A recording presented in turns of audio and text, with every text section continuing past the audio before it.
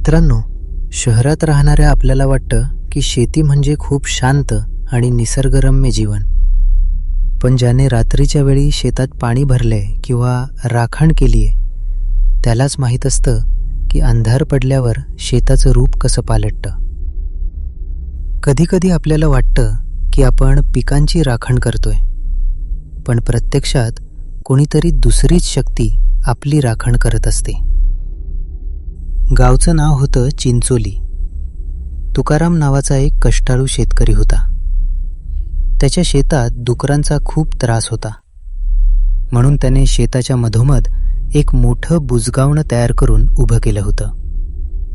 काळा कोट, पांढरं धोतर आणि डोक्यावर एक मडकं. पण ते बुजगावणं दिसायला इतकं हुबेहूब माणसासारखं होतं की गावातले लोकही त्याला पाहून दचकायचे. एका रात्री तुकाराम शेतातल्या झोपडीत झोपला होता. अचानक त्याला कोणाच्या तरी चालण्याचा आवाज आला. त्याने टॉर्च मारून पाहिलं तर समोर कोणीच नव्हतं. पण त्याला एक गोष्ट लक्षात आली. त्याने त्या बुजगावण्याचा चेहरा दक्षिणेकडे केला होता, पण आता तो चेहरा उत्तरेकडे म्हणजेच तुकारामच्या झोपडीकडे वळलेला होता. तुकारामला वाटलं वाऱ्याने झालं असेल.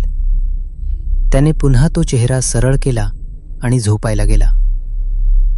मध्यरात्री पुन्हा एकदा तोच असा पिकांमधून चालण्याचा आवाज आला. तुकारामने हळूच बाहेर पाहिलं आणि त्याच्या काळजाचा ठोका चुकला. ते बुजगावणं जिथं उभं होतं तिथे नव्हतं. ते पिकांमधून हळूहळू चालत तुकारामच्या झोपडीकडे येत होतं. त्या मडक्याच्या आतून 2 लाल डोळे चमकत होते. तुकारामने ओरडण्याचा प्रयत्न केला, पण त्याचा आवाजच फुटला नाही. त्या राखणदाराने झोपडीचा दरवाजा तोडला आणि आत हात घातला.